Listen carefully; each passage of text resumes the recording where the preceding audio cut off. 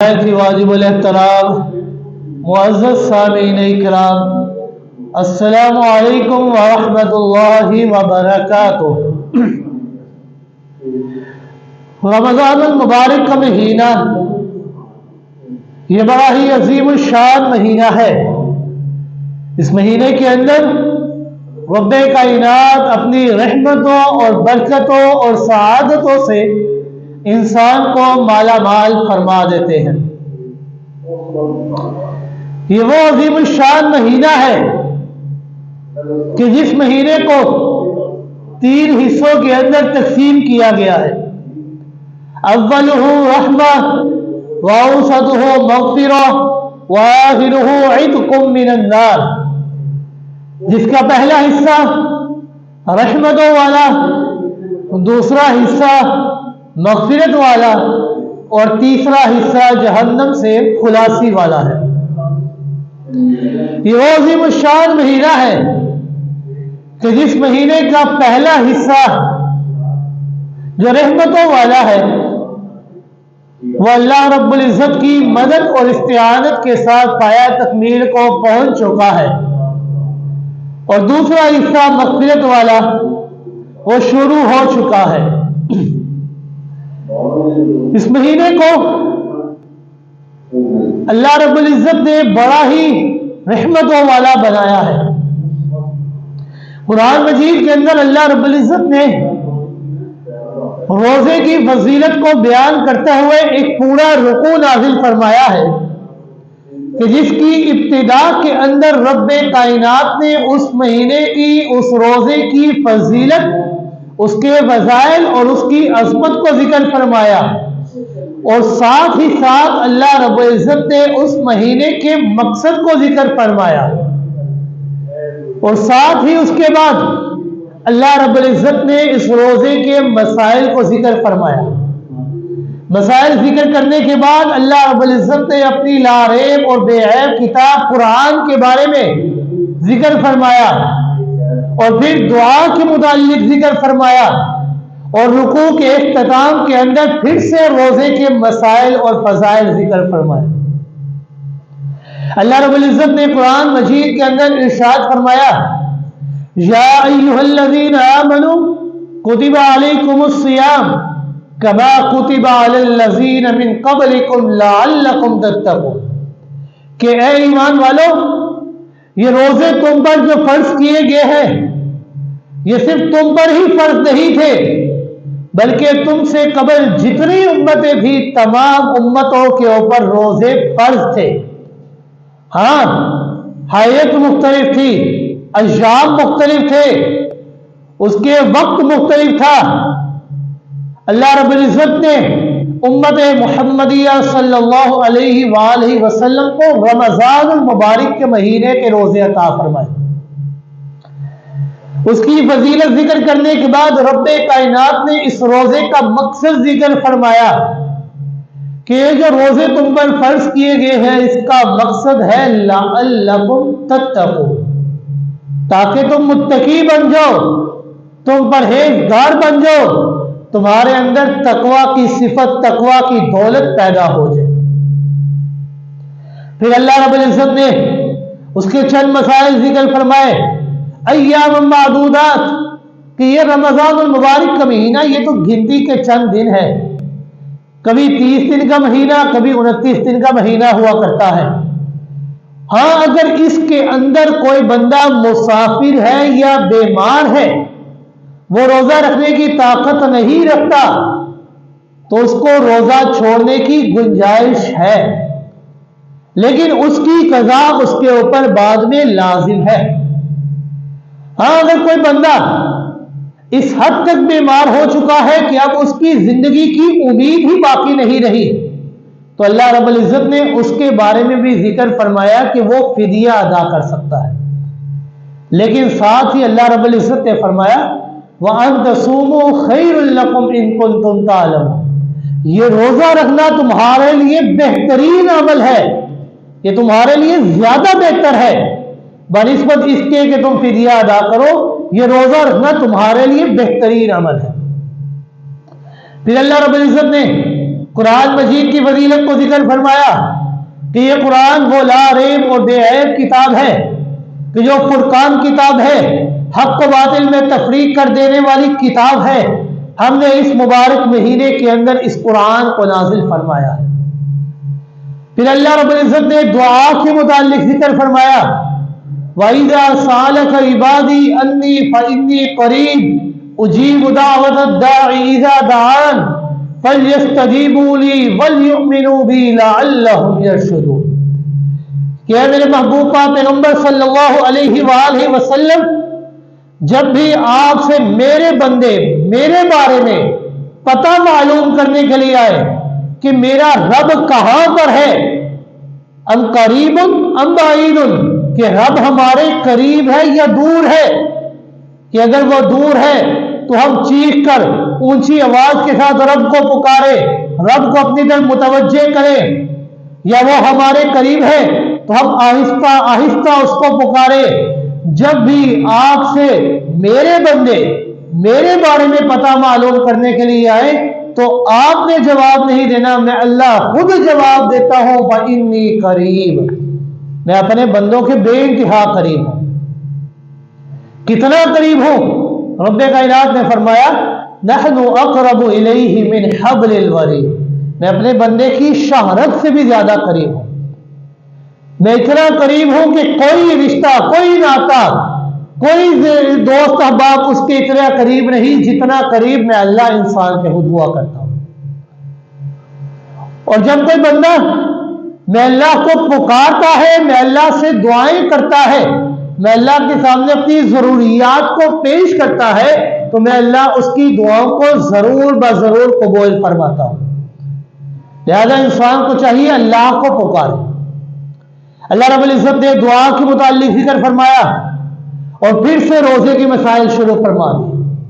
أُحِلَّ لَكُمْ لَيْلَةَ الصِّيَامِ الرَّفَثُ إِلَىٰ نِسَائِكُمْ کہ یہ جو روزے میں اللہ نے تمہارے اوپر فرض کیے ہیں، اس مہینے کے اندر طلوع فجر سے لے کر غروب شمس تک تم نے اپنے آپ کو کھانے سے روکنا ہے، اپنے آپ کو پینے سے روکنا ہے، اپنے آپ کو خواہشات نفسانیہ کی تکمیل سے روکنا ہے۔ ہاں لیکن جب غروب شمس ہو جائے، روزے کو افطار کر لو، تو اس کے بعد تمہارے لیے کھانا بھی حلال، تمہارے لیے پینا بھی حلال، تمہارے لیے خواہشات نفسانیہ کی تکمیل کرنا بھی حلال ہے۔ اللہ رب العزت نے اس رکوع کی ابتدا کے اندر پہلے روزے کے فضائل ذکر فرمائے، روزے کا مقصد ذکر فرمایا، پھر روزے کے مسائل ذکر فرمائے، اور اختتام کے اندر بھی روزے کے مسائل ذکر فرمائے۔ لیکن سوال یہ ہے کہ اللہ نے درمیان میں دعا کو ذکر کیوں فرمایا ہے؟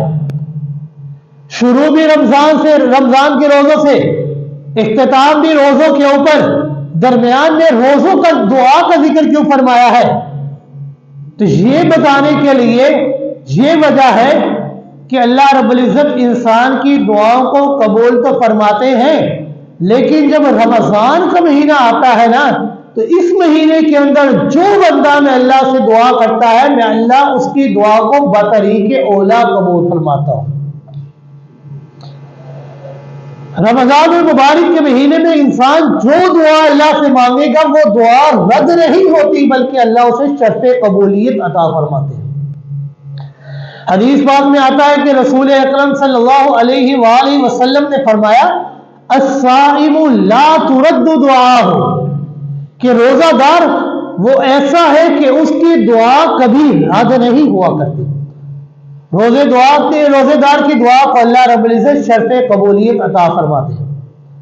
اور ایک حدیث میں آتا ہے کہ آپ صلی اللہ علیہ وآلہ وسلم نے فرمایا، ذاکر اللہ فی رمضان مغفور لہ وسائل اللہ لا یخیب، کہ رمضان المبارک کا مہینہ یہ وہ عظیم الشان مہینہ ہے کہ اس مہینے کے اندر اللہ کا ذکر کرنے والے کو بخش دیا جاتا ہے، اس کے گناہوں کو معاف کر دیا جاتا ہے۔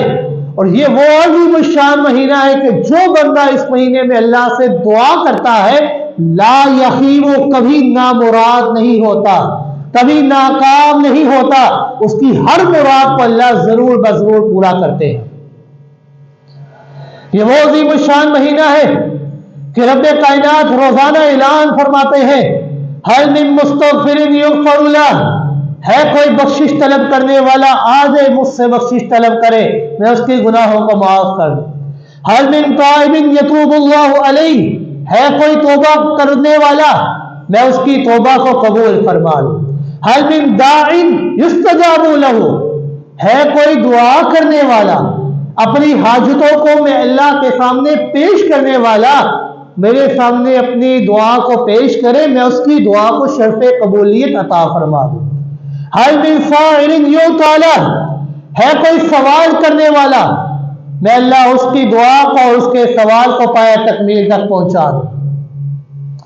खुलासा कलाम यह है कि रोजेदार की दुआ को अल्लाह रब्बुल इज्जत जरूर ब जरूर कबूल फरमाते हैं और उसकी दुआ को रद्द नहीं करते।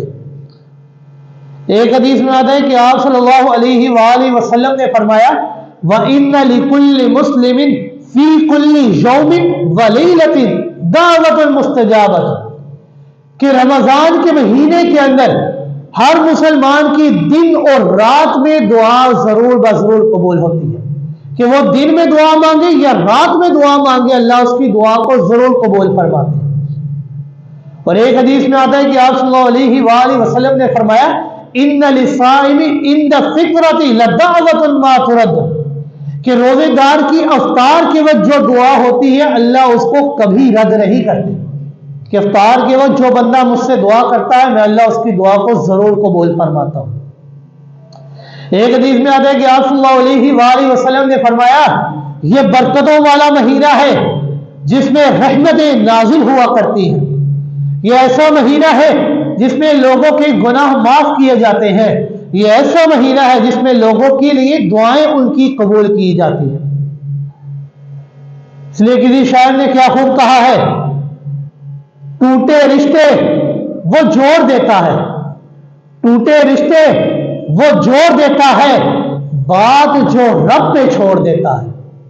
उसके लुत्फो करम के क्या ही कहने, उसके लुत्फो करम के क्या ही कहने, लाख मांगो करोड़ देता है। यानी अल्लाह की शान ये है कि इंसान अपनी हैसियत के मुताबिक अल्लाह से मांगता है, लेकिन जब इंसान सच्चे दिल से अल्लाह से मांगता है तो अल्लाह अपनी शान के मुताबिक इंसान को नवाज दिया करता है। अगर 10 की जरूरत है अल्लाह 1000 नेमतें उसे अता फरमा देते हैं। और दुआ कहते किसको है, दुआ का माना क्या है, दुआ का माना है आला जात से अदना चीजों में से कोई चीज बतरीके आजिज़ी तलब करना। क्या माना, दुआ का माना है आला जात से अदना चीजों में से कोई चीज बतरीके आजिज़ी तलब करना, इसे दुआ कहा जाता है। दुनिया के अंदर जितनी भी इबादत है तमाम की तमाम इबादत के अंदर खुशू व खुशू पाया जाता है, लेकिन जो खुशू व खुशू दुआ के अंदर पाया जाता है वो किसी और इबादत के अंदर नहीं पाया जाता। हाथ फैलाकर मांगने में अपनी अब्दियत और जिल्लत और एहतियाज का मुजाहिरा ऐसा है कि जो किसी और इबादत के अंदर नहीं नजर आता। दूर से देखने वाला हाथ फैलाकर दुआ मांगने वाले को मोहताज ही समझता है, क्योंकि जो मोहताज होता है वही तो दस्ते सवाल दराज करता है। और मकाम अब्दियत का कमाल ही यही है कि बंदा इंतहाई आजिज़ी के साथ, बंदा इंतहाई इंकिसारी के साथ अपनी बेचारगी का एतराफ करते हुए और रब्बे कायनात की माबूदियत, हमदियत, वहदानियत और कादिर मुतलक होने का इकरार करते हुए उस बादशाह के सामने हाथ फैलाए जो कायनात के जर्रे जर्रे का मालिक है, जो कायनात के जर्रे जर्रे का खालिक है, जो मांगने वालों को देता है और ना मांगने वालों से नाराज होता है। इसीलिए दुआ को तमाम इबादत का मगज कहा गया है। आप सल्लल्लाहु अलैहि वसल्लम ने फरमाया, अद्दुआ मुखुल इबादत, दुआ ये तमाम इबादत का मगज है कि इंसान अपने रब से मांगता है, वो रब जिसकी शान ये है कि रब्बे कायनात ने खुद फरमाया, या अय्युहन नास अंतुमुल फुकराउ इलल्लाह, वल्लाहु हुवल गनियुल हमीद। कि लोगों, तुम सब के सब मोहताज हो अल्लाह की तरफ, तुम सब के सब मोहताज हो अल्लाह के, लेकिन अल्लाह की शान ये है कि वो बेपरवाह है, गनी है, हमीद, खूबियों वाला है, तारीफों वाला है। तुम्हें उसकी जरूरत है, उसे तुम्हारी जरूरत नहीं है। तमाम कायनात मोहताज और फकीर और लेने वाली है, अकेला अल्लाह तमाम को देने वाला है। अगर काली रात हो, काली चट्टानों के अंदर काली चींटी भी पुकारे अल्लाह को, तो अल्लाह उसकी पुकार को भी सुनता है, अल्लाह उसको भी जानता है, अल्लाह उसको भी देता है। जब आदमी अल्लाह से मांगता है ना, तो अल्लाह रब्बुल इज्जत गैर से असबाब मुहैया करते हैं। अल्लाह रब्बुल इज्जत को यह बात कतई तौर पर पसंद नहीं है कि मेरा बंदा, मेरे घर पे झुकने वाला बंदा किसी गैर का मोहताज बन जाए, किसी गैर के सामने हाथ फैलाए। उसकी मिसाल ऐसे ही है कि जैसे कोई हमारा मुलाजिम है, काम हमारे पास करता है, मेहनत हमारे पास करता है, लेकिन रोटी के लिए किसी और के सामने जाकर हाथ फैलाता है, तो हम बावजूद कमजोर होने के, हम बावजूद थोड़े वसाइल होने के, हमारे अंदर 100 बुराइयां सही, हमारे अंदर 100 खामियां सही, जब हमें ये बात बर्दाश्त नहीं कि हमारा बंदा, हमारा मुलाजिम किसी और से मांगे, तो वो रब्बे कायनात जो बड़े गयूर जात है, वो कहां पर पसंद करेगा कि मेरे दर पे झुकने वाला बंदा मेरे सामने अपनी जरूरियात को पेश न करे और लोगों के सामने अपनी जरूरियात को पेश करे। अल्लाह को यह बात कतई तौर पर पसंद नहीं है।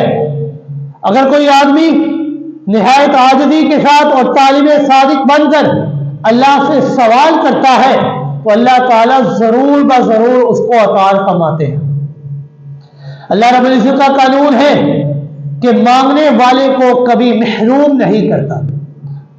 हर चीज के लिए जितने भी असबाब हैं, उनमें सबसे ज्यादा कवी सबब, सबसे ज्यादा मौसर तरीन सबब दुआ है।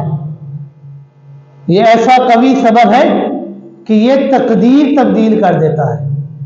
आप सल्लल्लाहु अलैहि वसल्लम ने फरमाया, ला युरद्दुल क़ज़ा इल्ला दुआ, तकदीर को कोई शय तब्दील नहीं कर सकती इल्ला दुआ, हाँ दुआ तब्दील कर सकती है।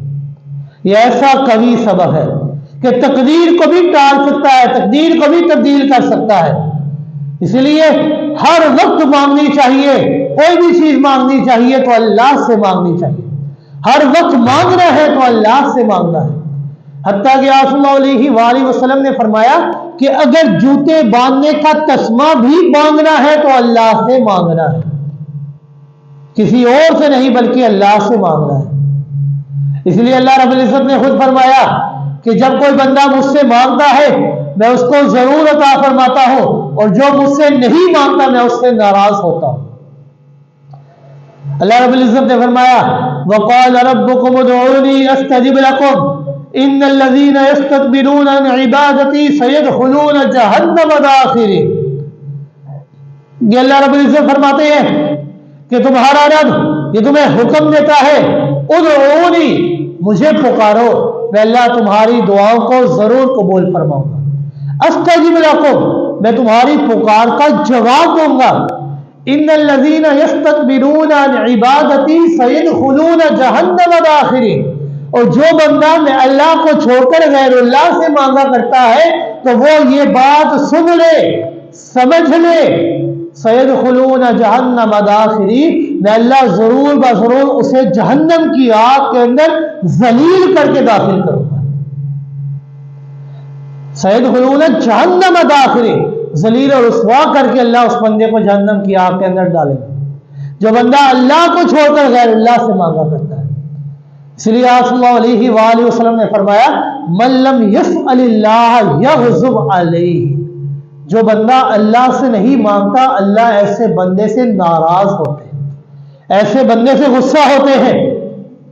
दुनिया के अंदर कोई आदमी कितना ही बड़ा सखी क्यों ना हो, कितना ही बड़ा मालदार क्यों ना हो, अगर कोई बंदा उससे सुबह के वक्त मांगे, फिर 1 घंटे के बाद मांगे, फिर 1 घंटे के बाद मांगे, तो वो भी तंग आकर कहेगा कि ऐ मेरे बंदे मेरी जान छोड़ दे, क्यों मेरे पीछे पड़ा हुआ है, मेरे पास अब माल नहीं है, میری جان چھوڑ دے، لیکن اللہ کی ذات یہ وہ ذات ہے جو گھنٹے تو دور کی بات، منٹ تو دور کی بات، ہر سیکنڈ بھی بندہ اللہ سے مانگتا رہے تو اللہ اس کی مانگوں کو پورا کر دیا کرتے ہیں۔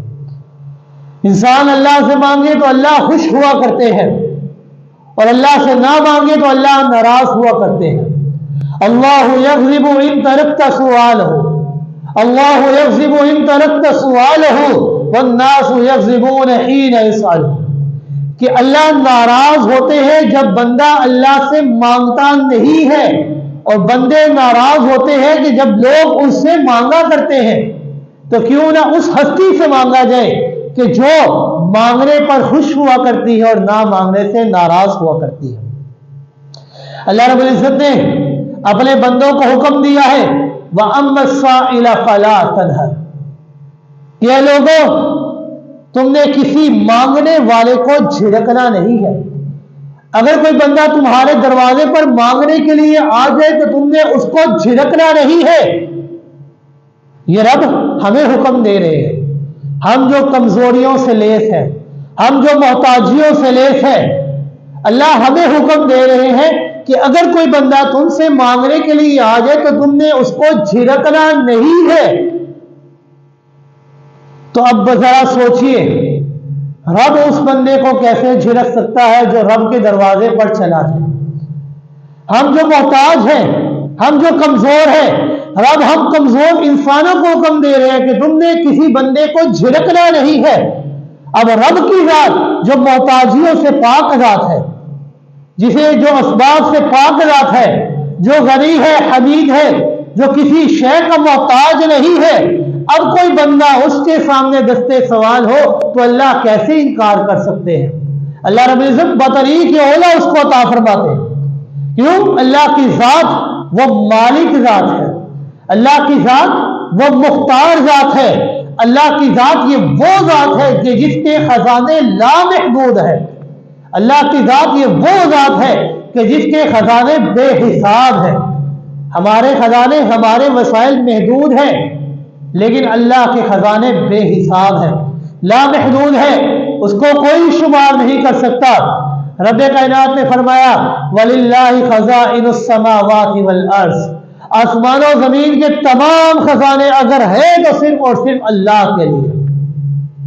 لَهُ مَا فِي السَّمَاوَاتِ وَمَا فِي الْأَرْضِ، اسی کے لیے آسمان و زمین کی بادشاہی ہے۔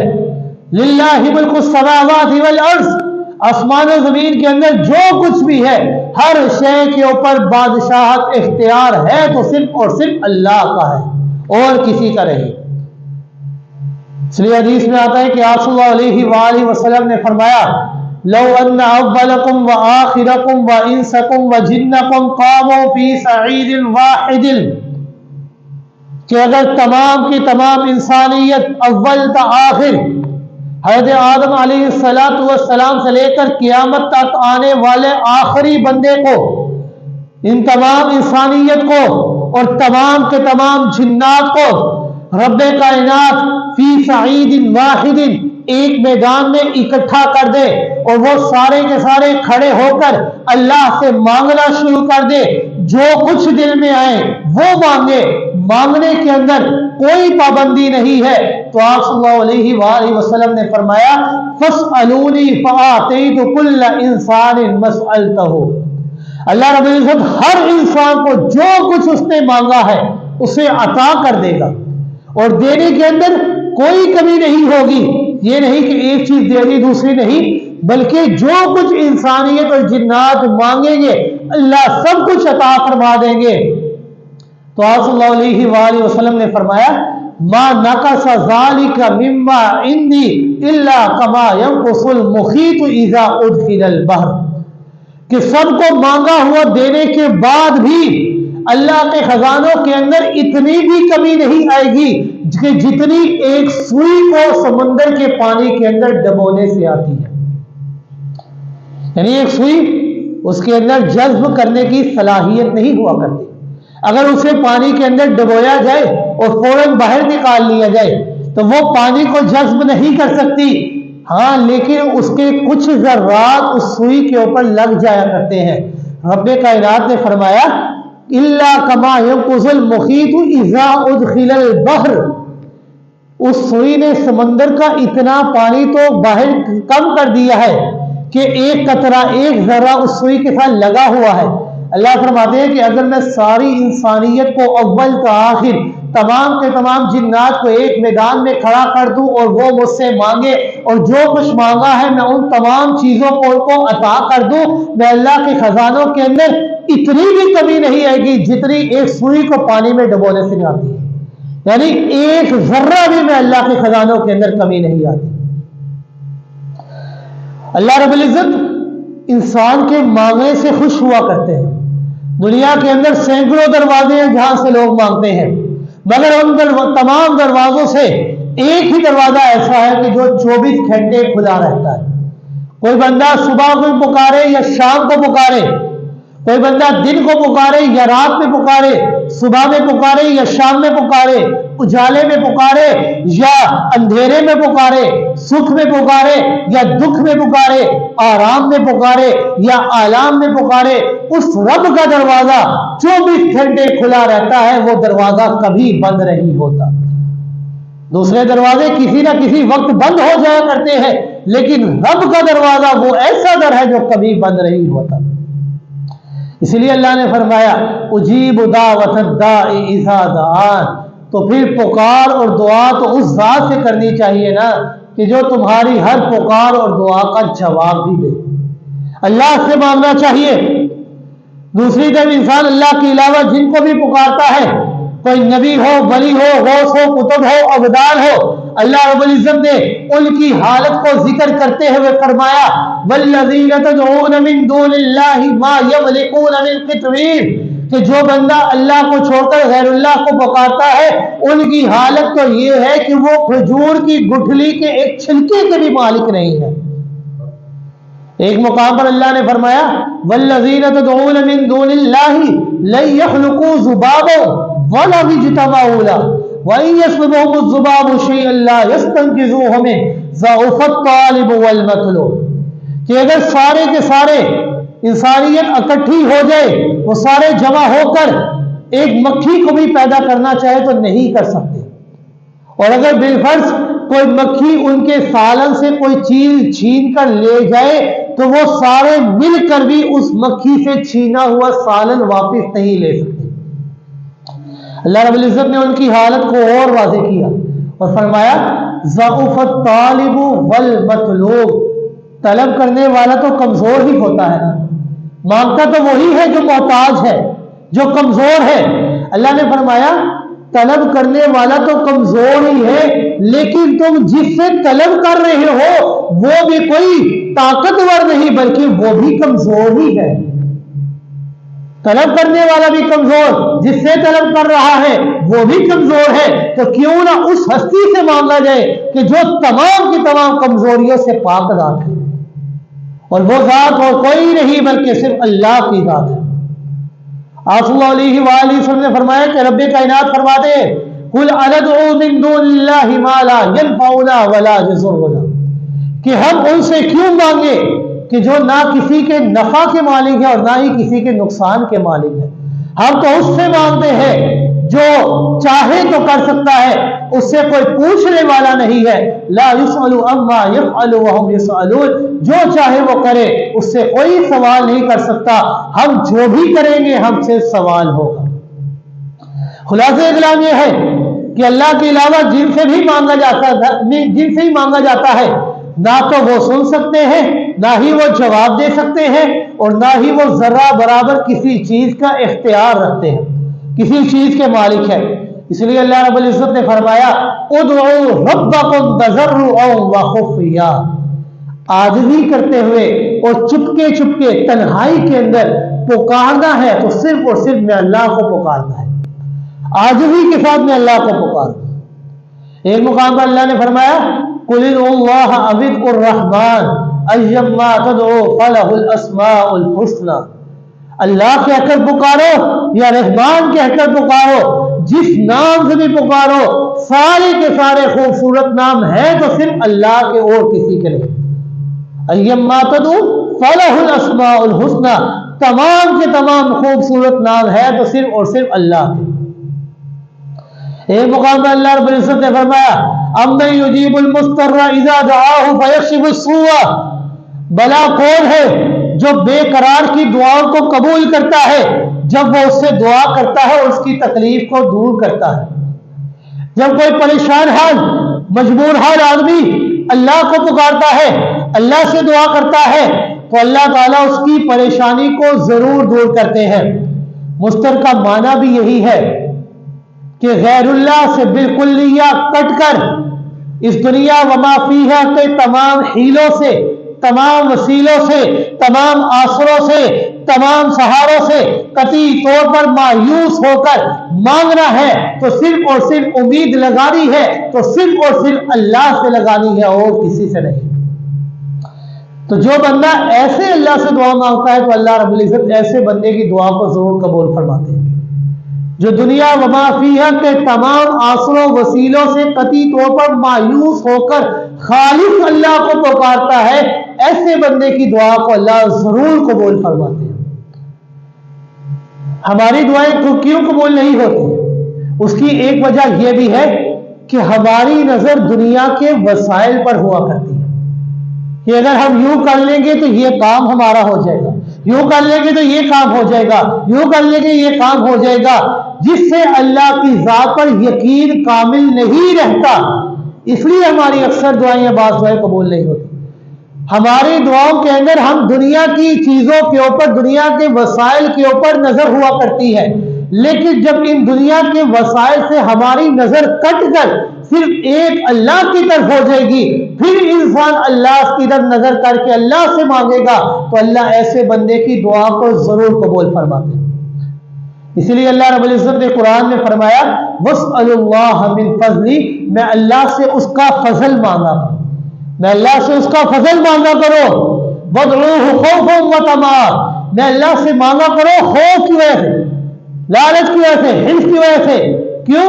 ان رحمت اللہ قریب من المحسنین، میں اللہ کی رحمت نیک لوگوں کے بے انتہا قریب ہوا کرتی ہے، ان لوگوں کے بے انتہا قریب ہے کہ جن کی نظر دنیا کے وسیلوں کے اوپر نہیں بلکہ میں اللہ کے اوپر ہوا کرتی ہے۔ ایسے بندوں کی دعا میں اللہ ضرور قبول کرتا ہوں، ایسے بندوں کے اوپر میں اللہ کی رحمت ضرور نازل ہوا کرتی ہے، کیونکہ جو اللہ کے نیک لوگ ہوا کرتے ہیں اور اللہ کے نافرمان لوگ ہوا کرتے ہیں، ان کے درمیان فرق کرنے والی ہی یہی چیز ہے کہ جو اللہ کے نیک لوگ ہیں وہ خوشی کے اندر بھی اور غم کے اندر بھی دعا کرتے ہیں، مانگتے ہیں تو صرف اللہ سے مانگتے ہیں، اور جو اللہ کے نافرمان لوگ ہوا کرتے ہیں وہ خوشی کے اندر تو اللہ کو نہیں پکارتے بلکہ مشکل کے اندر جب گھر جائے تو پھر اللہ کو پکارا کرتے ہیں۔ اللہ رب العزت نے قرآن مجید کے اندر اپنے نیک لوگوں کی صفات کو ذکر کرتے ہوئے فرمایا وَعِبَادُ الرَّحْمَانِ، میں اللہ کے جو نیک لوگ ہیں ان کی بے شمار صفات ہے، لیکن ان کے درمیان ان کے اندر ایک صفت یہ بھی ہے وَالَّذِينَ لَا يَدْعُونَ مَعَ اللَّهِ إِلَٰهًا آخَرَ، وہ میں اللہ کے علاوہ کسی اور کے سامنے دستے سوال نہیں ہوا کرتے، میں اللہ کے علاوہ کسی اور کے سامنے دعا نہیں کیا کرتے، میں اللہ کے سامنے کسی اور کے سامنے حاجتیں پیش نہیں کیا کرتے بلکہ میں اللہ کے سامنے ہی کیا کرتے ہیں۔ اللہ رب العزت نے فرمایا تتجافى جنوبهم عن المضاجع يدعون ربهم خوفا وطمعا، کہ جو اللہ کے نیک بندے ہیں ان کی صفت یہ ہے کہ ان کے پہلو سائڈ یہ بستروں سے جدا ہوا کرتی ہے اور اپنے رب کو وہ پکارا کرتے ہیں، خوف کے اندر بھی اور امید بھی اللہ سے کرتے ہیں۔ ایسے بندوں کی دعا کو اللہ ضرور قبول فرماتے ہیں، اور جو اللہ کے نافرمان لوگ ہیں وہ خوشی کے اندر تو اللہ کو بھول جاتے ہیں، مشکل کے اندر اللہ کو پکارا کرتے ہیں۔ اللہ رب العزت نے فرمایا وَإِذَا مَسَّكُمُ الضُّرُّ فِي الْبَحْرِ ضَلَّ مَن تَدْعُونَ إِلَّا إِيَّاهُ، کہ جب سمندر کی موجوں کے درمیان ان کی کشتی پھنس جایا کرتی تھی تو وہ تمام معبودان باطلہ سے بالکل کٹ کر پکارا کرتے تو صرف اور صرف اللہ کو پکارا کرتے کہ اللہ آج ہمیں بچا لے، ہم خالص تیری عبادت کریں گے۔ جب اللہ رب العزت ان کو اس مشکل سے نجات دے دیتے، مشکل سے نکال لیتے تو وہ بالکل بھول جایا کرتے تھے کہ کون رب، کس سے ہم نے مانگا ہے۔ وہ اللہ کو بھول جایا کرتے تھے. تو لہذا اللہ کے نیک بندوں کی صفت یہ ہے کہ وہ خوشی کے اندر اور غم کے اندر، سکھ کے اندر، دکھ کے اندر پکارتے ہیں تو صرف اور صرف اللہ کو پکارتے ہیں اور کسی کو نہیں پکارتے. انبیاء کرام ہو یا اللہ کے نیک لوگ ہو، جتنے بھی لوگ ہیں، ان تمام لوگوں نے اپنی حاجتیں پیش کی ہیں تو صرف اللہ کے سامنے کی.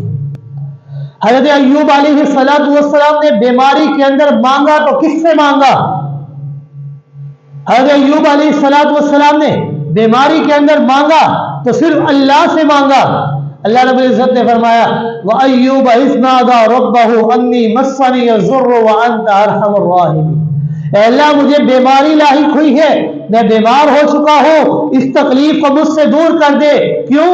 وَأَنْتَ أَرْحَمُ الرَّاحِمِينَ. تمام رحم کرنے والوں میں سب سے زیادہ رحم کرنے والی ذات تیری ذات ہے. حضرت موسیٰ علیہ السلام نے مانگا تو صرف اور صرف اللہ سے مانگا. رب انی لما انزلت الی من خیر فقیر. اے اللہ میں محتاج ہوں، میں ضرورت مند ہوں اس چیز کا جو تو میرے اوپر متوجہ ہوتا ہے. حضرت موسیٰ نے مانگا تو رب سے مانگا رب اشرح لی صدری ویسر لی امری واحلل عقدۃ من لسانی یفقہوا قولی. کہ اللہ میرے سینے کو کھول دے، میری زبان کی گرہ کو کھول دے، اس لکنت کو ختم کر دے. حضرت یونس علیہ السلام نے مانگا تو کس سے مانگا؟ اللہ سے مانگا. مچھلی کے پیٹ کے اندر جب دنیا وما فیہا کے تمام آسرے وسیلے قطعی طور پر ختم ہو چکے تھے، کوئی پاس نہیں ہے، تو پکارا خالص اللہ کو. فنادا فی الظلمات اللہ الہ الا انت سبحانک انی کنت من الظالمین. انہوں نے اللہ کو پکارا کہ اللہ تیرے علاوہ کوئی معبود نہیں ہے، تو پاک ذات ہے. انی کنت من الظالمین، بے شک میں نے اپنی جان کے اوپر ظلم کیا ہے. اللہ تو پاک ذات ہے، اس مچھلی کے پیٹ سے بچانے والی ذات تیری ذات ہے. حضرت آدم علیہ السلام نے مانگا تو کس سے مانگا؟ اللہ سے مانگا. ربنا ظلمنا انفسنا وان لم تغفر لنا وترحمنا لنكونن من الخاسرین. اے اللہ ہم نے اپنی جانوں کے اوپر ظلم کیا ہے، اگر تو ہمارے اوپر ہمارے گناہوں کو معاف نہیں کرے گا، اپنی رحمتوں کا نزول نہیں کرے گا تو اے اللہ ہم بڑے خسارہ اٹھانے والے ہوں. اے اللہ ہمارے گناہوں کو معاف کر دے. حضرت نوح علیہ السلام نے مانگا تو اللہ سے مانگا فدعا ربہ انی مغلوب فانتصر. کہ اے اللہ میں مغلوب ہو چکا ہوں، اس مغلوبیت سے نکال کر غالب کرنے والی ذات تیری ذات ہے. حضرت ابراہیم علیہ السلام نے مانگا تو اللہ سے مانگا رب ہب لی من الصالحین. حضرت لوط علیہ السلام نے مانگا تو اللہ سے مانگا رب نجنی واہلی مما یعملون. حضرت یعقوب علیہ السلام نے مانگا تو اللہ سے مانگا انما اشکو بثی وحزنی الی اللہ.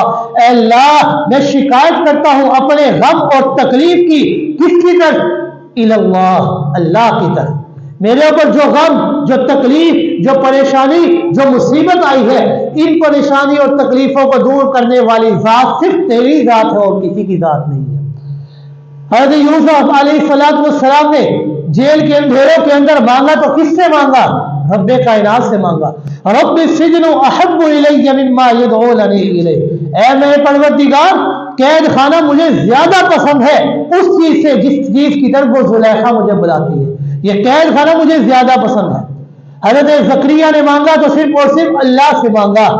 گویا کہ خود نبی کریم صلی اللہ علیہ وآلہ وسلم نے ہر موقع پر دعا کی اور امت کو دعائیں سکھائی. کس سے مانگتے ہوئے؟ اللہ سے مانگتے ہوئے. انما ادعو ربی ولا اشرک بہ احدا.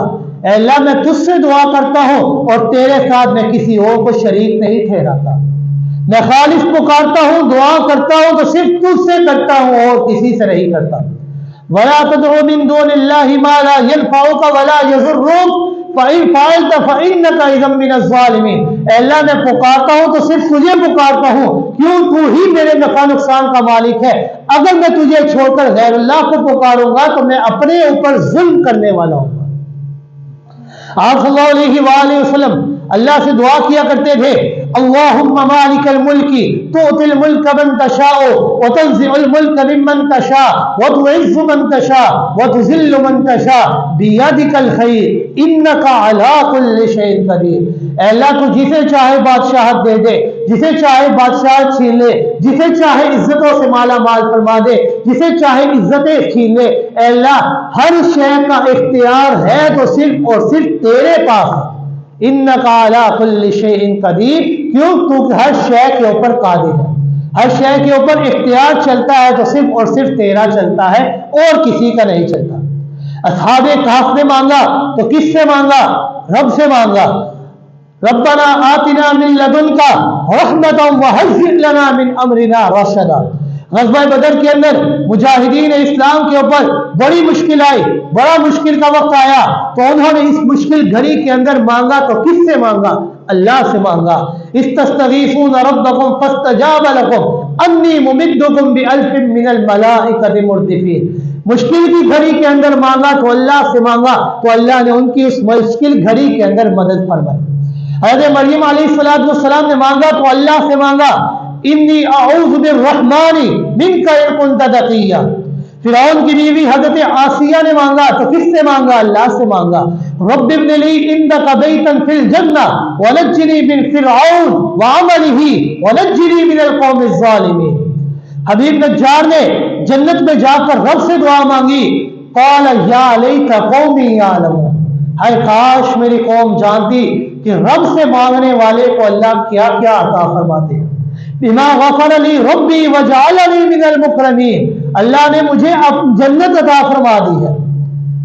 اس دنیا کے اندر اگر پکار کے لائق ذات ہے، دعائیں مانگنی ہے تو صرف اور صرف اللہ سے مانگنی ہے۔ سیدنا موسیٰ علیہ السلام نے رب کائنات سے ایک مرتبہ سوال کیا کہ اے اللہ مجھے اپنی قدرت کاملہ کا کوئی نمونہ تو دکھائیے۔ تو اللہ رب العزت نے فرمایا کہ اے موسیٰ آپ کے سامنے یہ ایک پتھر پڑا ہے، اس کو ذرا غور سے دیکھو کہیں اس کے اندر کوئی سوراخ تو نہیں ہے۔ حضرت موسیٰ علیہ السلام نے اس پتھر کو اٹھایا، غور و فکر سے دیکھا، اوپر نیچے آگے پیچھے دائیں بائیں ہر طرف، گویا کہ ہر سمت سے اس پتھر کو غور سے دیکھتے ہیں اور یہی کہتے ہیں کہ اللہ اس پتھر کے اندر کوئی سوراخ نہیں، کوئی راستہ نہیں۔ رب کائنات نے فرمایا کہ اے موسیٰ پھر آپ کے ہاتھ میں جو لاٹھی ہے نا اس پتھر کے اوپر مارے۔ حضرت موسیٰ علیہ السلام نے اپنی اس لاٹھی کو پتھر کے اوپر مارا تو وہ پتھر دو حصوں کے اندر تقسیم ہو گیا۔ تو حضرت موسیٰ علیہ السلام دیکھتے ہیں کہ اس پتھر کے اندر ایک چیونٹی ہے جس کے منہ کے اندر ایک سبز پتا ہے جو کھا رہی ہے۔ اللہ رب العزت نے اپنی قدرت کاملہ سے حضرت موسیٰ علیہ السلام کو اس کیڑے کی آواز سنائی کہ وہ کیڑا دعا کر رہا تھا۔ تو دعا کس سے کر رہا تھا؟ وہ کیڑا کہتا ہے سبحان من یرانی ویعرف مکانی ویسمع کلامی ویرزقنی ولا ینسانی۔ پاک ہے وہ ذات جو ان اندھیروں کے اندر مجھے دیکھ رہا ہے، پاک ہے وہ ذات جو ان اندھیروں کے اندر میرے مقام کو جانتا ہے، پاک ہے وہ ذات جو ان اندھیروں کے اندر میرے کلام کو سن بھی رہا ہے، پاک ہے وہ ذات جو ان اندھیروں کے اندر جہاں پر کوئی راستہ نہیں ہے مجھے رزق بھی عطا کر رہا ہے، پاک ہے وہ ذات جو اتنی بڑی دنیا کے اندر مجھے بھولا بھی نہیں ہے۔ اس کیڑے کا عقیدہ بھی یہ تھا کہ دعا مانگنی ہے تو صرف اللہ سے مانگنی ہے، کیونکہ جب انسان دعا مانگتا ہے تو اللہ رب العزت اس کی دعا کو ضرور بضرور قبول فرماتے ہیں۔ آپ صلی اللہ علیہ وآلہ وسلم کا گزر ایک دیہاتی کے پاس سے ہوا۔ وہ دیہاتی اللہ سے دعا مانگ رہا تھا اور کہہ رہا تھا، بڑی خوبصورت دعا ہے، سب سے پہلے اس نے اللہ کی تعریف کرتے ہوئے انتہا کر دی۔ وہ کہتا ہے اے وہ ذات کسی کا خیال اور گمان اس تک نہیں پہنچ سکتا، اے وہ ذات کہ اس کے اوصاف بیان کرنے والے اس کے اوصاف بیان نہیں کر سکتے، اے وہ ذات کہ جو زمانے کے حوادثات سے پاک ذات ہے، اے وہ ذات کہ زمانے کے حوادثات گردش زمانے سے اسے کوئی اندیشہ نہیں ہے، اے وہ ذات جو پہاڑوں کے وزنوں کو جانتی ہے، اے وہ ذات جو سمندروں کے پیمانوں کو جانتی ہے، اے وہ ذات جو بارش کے قطروں کی تعداد کو جانتی ہے، اے وہ ذات جو درختوں کے پتیوں کی تعداد کو جانتی ہے، اے وہ ذات جو ان تمام چیزوں کو جانتی ہے جن پر رات کی تاریکی چھا جایا کرتی ہے، اے وہ ذات جو ان تمام چیزوں کو جانتی ہے جن کو دن کی روشنی روشن کیا کرتی ہے، اے وہ ذات جسے ایک آسمان دوسرے آسمان سے چھپا نہیں سکتا، اے وہ ذات جسے معلوم ہے سمندر کے پیٹ کے اندر کیا ہے، اے وہ ذات جسے معلوم ہے کہ چٹانوں کے اندر کیا چھپا ہوا ہے، وہ بھی جانتا ہے۔ تو میرے عمر کے آخری حصے کو سب سے بہتر بنا دے، میرے آخری عمل کو سب سے بہتر بنا دے، اور میری زندگی کا سب سے بہترین دن وہ دن بنا دینا کہ کل قیامت کے دن جب میں تجھ رب سے ملاقات کروں گا۔ آپ صلی اللہ علیہ وآلہ وسلم نے جب اس کی دعا کو سنا تو اس دعا کے بعد اس بندے کو اپنے پاس بلایا اور ایک سونا ہدیہ دیا، سونے کی ہدیہ دی۔ آپ صلی اللہ علیہ وآلہ وسلم نے اس سے سوال کیا کہ تم نے مجھ سے پوچھا نہیں کہ یہ سونا میں نے تجھے ہدیہ کیوں کیا ہے؟ وہ کہنے لگا ہو سکتا ہے کہ رشتہ داری ہو، کہ شاید رشتہ داری کی وجہ سے آپ نے سونا ہدیہ دیا ہو۔ آپ صلی اللہ علیہ وآلہ وسلم نے فرمایا رشتہ داری تو ایک حق ہے، لیکن یہ سونا اس کی ہدیہ کرنے کی وجہ یہ ہے کہ تو نے اپنے رب کی عمدہ طریقے سے تعریف کی ہے، اور تعریف کرنے کے بعد پھر اپنی ضرورت کو پیش کیا ہے۔ جو بندہ اللہ کی تعریف کرنے کے بعد اپنی حاجتوں کو پیش کرتا ہے، ایسے بندے کی دعا کو اللہ ضرور قبول فرماتے ہیں۔ حضرت ابراہیم بن ادھم رحمہ اللہ سے لوگوں نے سوال کیا ما لنا ندعو فلا یستجاب لنا، کہ ہم اللہ سے دعائیں کرتے ہیں لیکن ہماری دعائیں قبول نہیں ہوتی، ہم اللہ سے دعا کرتے رہتے ہیں لیکن ہماری دعائیں کیوں قبول نہیں ہوتی؟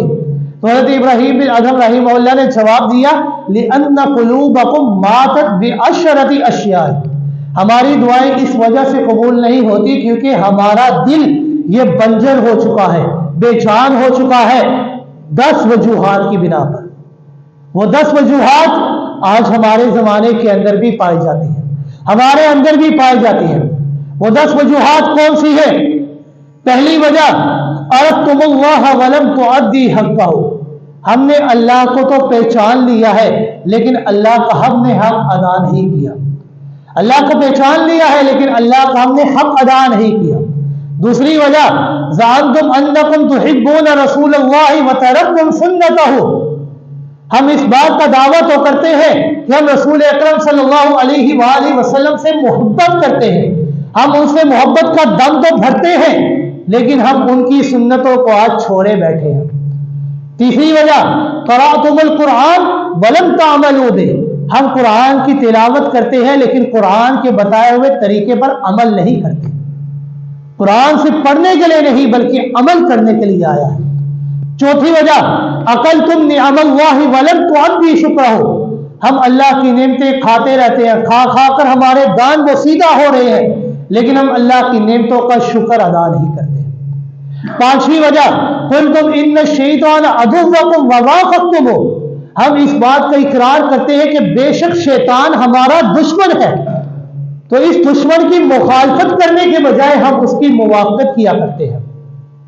چھٹی وجہ قلتم ان الجنت حق ولم تعملوا لها، ہم اس بات کا اقرار کرتے ہیں کہ جنت حق ہے، جنت کو مانتے ہیں کہ جنت برحق ہے، لیکن ہم نے کیا جنت کے لیے کوئی عمل کیے ہیں کہ ہمیں جنت مل جائے؟ قلتم ان النار حق ولم تهربوا بها، ساتویں وجہ ہم اس بات کو بھی مانتے ہیں کہ جہنم برحق ہے لیکن جہنم سے بچنے کا کیا ہم نے کوئی رستہ تیار کیا ہے، کوئی چیز ایسی اپنے لیے تیار کیا ہے کہ جہنم سے ہم بچ گئے؟